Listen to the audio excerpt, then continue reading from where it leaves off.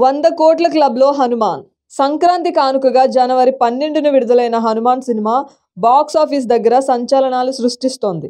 4 రోజుల్లోనే ఈ సినిమా 100 కోట్ల గ్రాస్ క్లబ్లో చేరింది.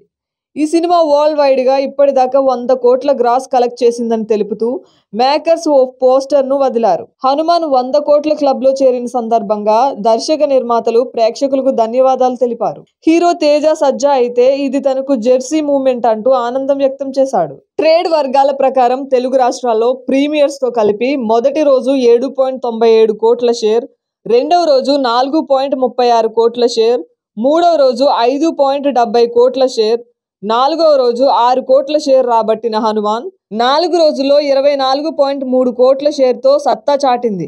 ఏరియాల వారీగా చూస్తే 4 రోజుల్లో నైజాంలో 10.46 కోట్ల షేర్, సీడెడ్లో 3.29 కోట్ల షేర్, ఆంధ్రాలో 10.28 కోట్ల షేర్ వసూలు చేసింది.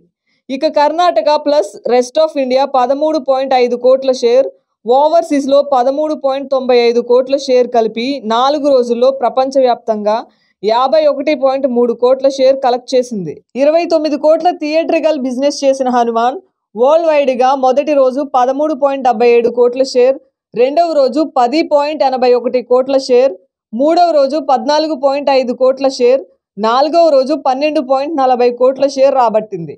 ఇప్పటికే ఈ సినిమా 20 కోట్లకు పైగా లాభాలను చూసింది.